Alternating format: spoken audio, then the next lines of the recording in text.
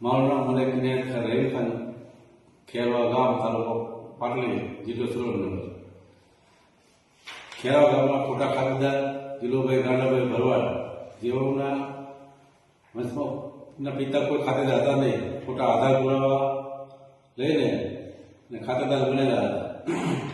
2001માં ખાતેદાર બનેલા હતા. પછી 2015માં એમના કોઈ સંતાન નહોતા. એમના ભાઈ મયાભાઈ ગાંડાભાઈ, તેમના બે સંતાન હિતેશભાઈ મયાભાઈ, દિલીપભાઈ મયાભાઈ, બેને ધીરુભાઈના સંતાન બતાવી ખોટો પીડીએફઓ બનાવી અને વારસદાર કરી 2015ના ખાતેદાર કરી દીધા. જેના વાળામાં અમે 6/6/2024ની અરજી કલેક્ટરશ્રીને કરી હતી આધાર પુરાવા સાથે. અને બીજી અરજી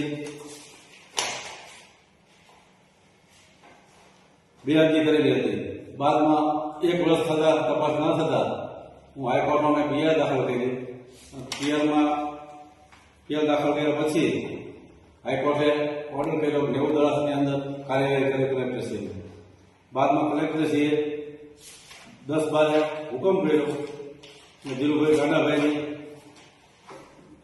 જમીનો શ્રી સરકાર 6 ખેતર શ્રી સરકાર કહ્યા અને વેમ કરવાનો કહ્યો.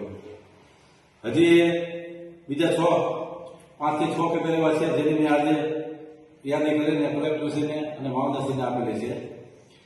હજી આની અંદર જો તપાસ કરવામાં આવે તો ઘણા બધા અધિકારીઓ, તલાટીઓ, નોટરી તમામ આની અંદર સંડોવાયેલા હોય એવી શંકા જાય છે. આની જો તપાસ કરવામાં આવે અને ફોજદારી ગુનો દાખલ કરવામાં આવે અને જો આમાં તપાસ કરવામાં સરકારને ઘણો બધો ફાયદો થયો છે.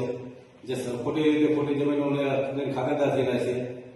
તમામ જગ્યાએ સુરેન્દ્રનગર જિલ્લો, આજુબાજુ જિલ્લામાં તમામ જગ્યાએ તપાસ કરી અને હજી કેટલી જમીનો અમે હજી એમાં ખાતે લઈ વેચાણ કરેલ હોય એવું લાગે છે. હજી ઘણી બધી જમીનો નીકળેલી છે. તો આની અંદર ગુનો દાખલ કરી અને આની અંદર તપાસ કરવામાં આવે કે આમાં ખોટો પીડીએફ બનાવ્યો, ખોટા સાક્ષીઓ બન્યા અને ખોટા પુરાવા, પાન કાર્ડ, આધાર કાર્ડ અને ખોટા નામથી પુરાવાથી જે પીડીએફ કરેલો, આ બધાની કાયદેસર તપાસ થાય એવી મારી અરજ છે.